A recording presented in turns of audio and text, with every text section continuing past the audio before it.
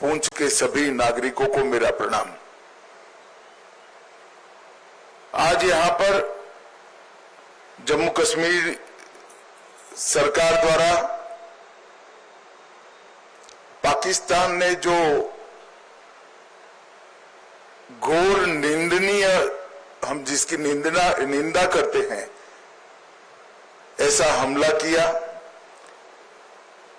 रिहायशी इलाकों में हमला किया, धार्मिक स्थानों पर हमला किया। वो हमले में जो हमारे नागरिक हताहत हुए हैं, उनके परिजनों को सरकारी नौकरी देने का, उसका अपॉइंटमेंट लेटर देने का एक कार्यक्रम यहां पर आयोजित किया है। हम सब जानते हैं मुआवजा, ये सरकारी नौकरी, इससे आप सबके जीवन में जो क्षति हुई है, इसकी परिपूर्ति नहीं हो सकती है, परंतु ये प्रतीक है जम्मू कश्मीर सरकार, भारत सरकार और समग्र देश की जनता की जो भावनाएं आपके साथ जुड़ी है, इसका ये प्रतीक है। समग्र देश इस घटनाक्रम में आपके परिवार की जो क्षति हुई है, इसमें आपके साथ चट्टान के साथ खड़ा है।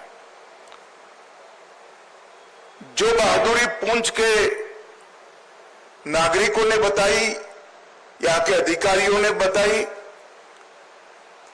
और जो देशभक्ति का जज्बा हमले के बाद भी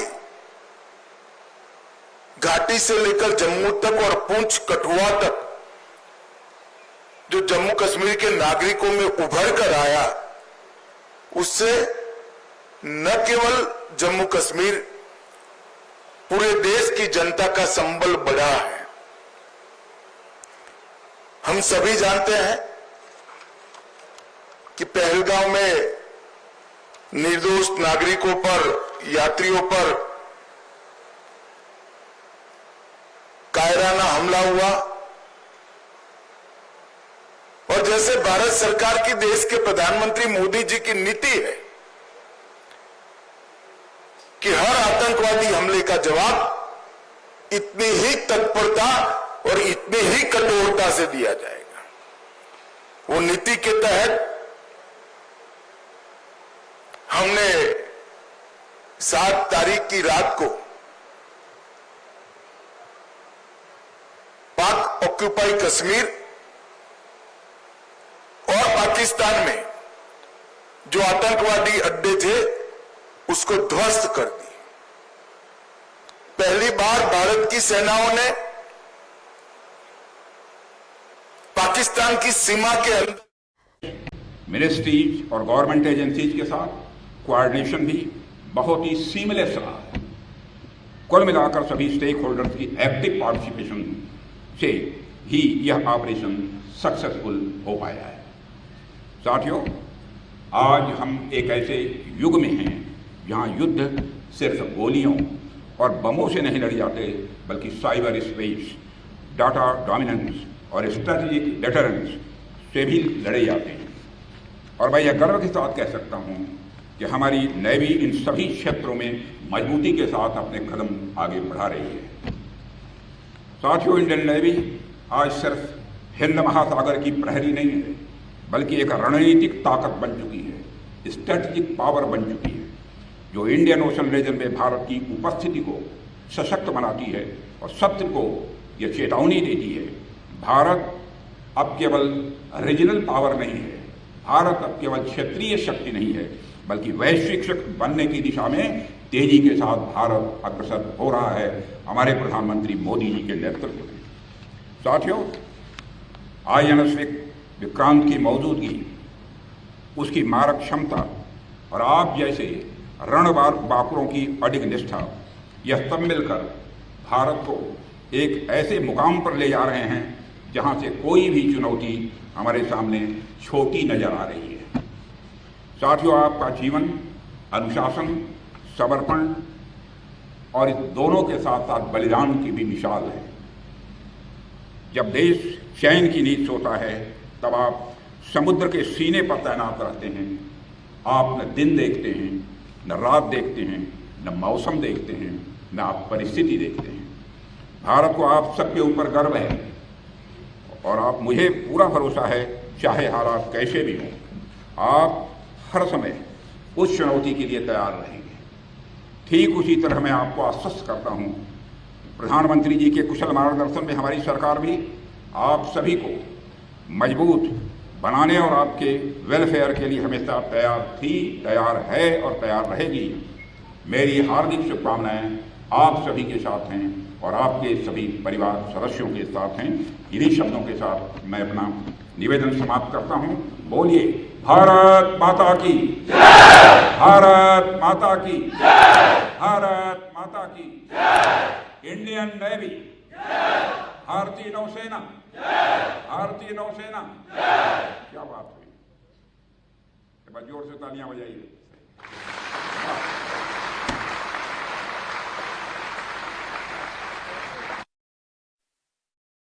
INS विक्रांत में रक्षा मंत्री राजनाथ सिंह जहां पर जवानों का हौसला बढ़ाते हुए नजर आ रहे हैं और पाकिस्तान समझ ले हम समंदर की तरह शांत हैं, हम सुनामी भी ला सकते हैं, ये पाक समझ ले। राजनाथ सिंह की तरफ से साफ यहां से कहा गया है, हमने अपनी शर्तों पर सीज फायर किया है। राजनाथ सिंह ने यह स्पष्ट कर दिया है। INS विक्रांत जिसकी एक बेहद अहम भागीदारी रही है ऑपरेशन सिंदूर में, और आज उन्हीं जवानों से मुलाकात करने के लिए, उनका हौसला बढ़ाने के लिए पहुंचे होंगे। वहीं जेपी नड्डा के दौरे को लेकर भाजपा प्रदेश अध्यक्ष मदन राठौर ने तैयारियों का जायजा लिया। ईपी में होने वाले कार्यक्रम की तैयारियों का जायजा लिया। इस दौरान भाजपा नेता राजेंद्र राठौर सहित पदाधिकारी मौजूद रहे। राष्ट्रीय अध्यक्ष आदरणीय जेपी नड्डा जी यहाँ पधारेंगे और यहाँ उनका एक सरकारी कार्यक्रम भी है। उसके बाद आदरणीय अहिल्याबाई होलकर जी के 300वीं जन्म जयंती के उपलक्ष्य में यहाँ कार्यक्रम होगा एंटरटेनमेंट पैराडाइज में। यहाँ आएंगे, यहाँ हमारे कुछ कार्यकर्ता यहाँ बाहर उनका स्वागत भी करेंगे। उसके बाद वो ये जो मुख्य सभागार है उसमें अहिल्याबाई होलकर जी के जन्म से लेकर उनके जीवन वृत्तांत के विषय पर हम सबका मार्गदर्शन करेंगे। खबर जयपुर से है, जहां दिल्ली रोड पर पानी की किल्लत को लेकर लोगों ने सड़क पर जाम लगाया। इस दौरान गृह राज्य मंत्री जवाहर सिंह बेडम ने मौके पर पहुंचे और खुद सुनी जनता की समस्याओं को। और बानसूर दौरे पर के दौरान मंत्री ने लोगों से रुककर बातचीत की है। मंत्री बेडम ने जयपुर जिला कलेक्टर को त्वरित पानी की समस्या के समाधान के निर्देश दिए हैं। स्थानीय निवासी गर्मियों में पानी की सप्लाई नहीं आने से परेशान थे। जनता ने मंत्री जवाहर सिंह बेडम की संवेदनशीलता पर आभार जताया है।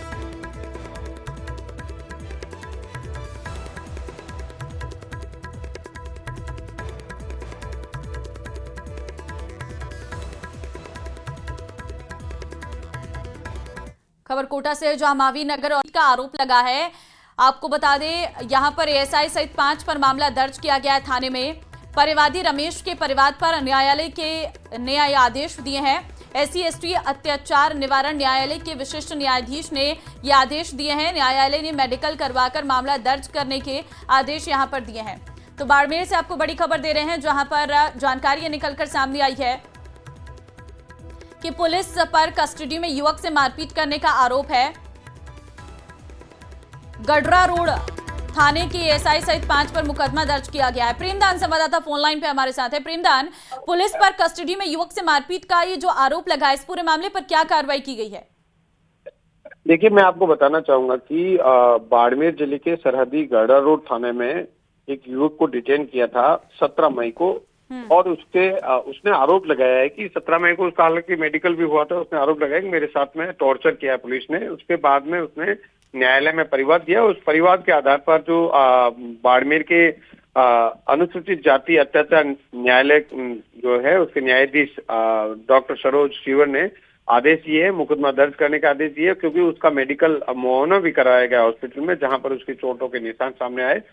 और जो परिवादी रमेश था उसने कहा कि मुझे लेके गए और उसके साथ में बुरी तरीके से मारपीट की। तो एएसआई जो चांदमल है उसके सहित 4 पुलिस 4 पुलिस कांस्टेबल है, उन सहित 5 लोगों के ऊपर मुकदमा दर्ज करने के कोर्ट ने आदेश दिए हैं और उसके बाद में पुलिस ने मामला दर्ज कर अब जांच शुरू कर दी है। जी ठीक है प्रेमदान, धन्यवाद तमाम जानकारी देने के लिए। तो फिलहाल इस पूरे मामले पर कार्रवाई हो चुकी है। जो आदेश दिए गए थे उन आदेशों के तहत जो है मुकदमा दर्ज यहां पर किया गया है। जयपुर के 2 कोर्ट में बम ब्लास्ट की धमकी मिली है। इनमें एक जयपुर मेट्रो कोर्ट है और एक फैमिली कोर्ट है। धमकी भरे ईमेल के बाद हड़कंप मच गया। मेल में आज दोपहर 2 बजे तक धमाके करने की जानकारी है। इसके बाद पूरे परिसर को खाली कराया गया है। मौके पर पहुंचे बम और डॉग स्क्वाड ने तलाशी भी शुरू कर दी है। तो दोपहर 2 बजे का अल्टीमेटम इस मेल के जरिए दिया गया है। जयपुर मेट्रो कोर्ट और फैमिली कोर्ट दोनों ही परिसर खाली करवा दिए गए हैं। सभी लोग जो कोर्ट परिसर के अंदर मौजूद थे उन्हें बाहर कर दिया गया है। सर्च अभियान चलाया जा रहा है।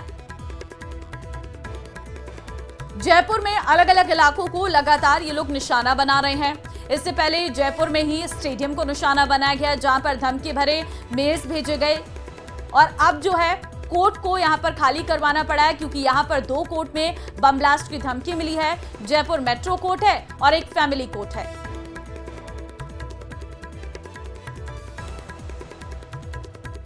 जगहों पर ये मेल रिसीव हुआ, उनमें से जो बनी पार्क कोर्ट है वहाँ पर सैनिटाइजेशन का काम पूरा हो चुका है और वहाँ पर ये पाया गया है कि ये मेल जो है होक्स थ्रेट मेल है, यानी कि उनके जो मेल में लिखा हुआ है वैसा कुछ भी पाया नहीं गया।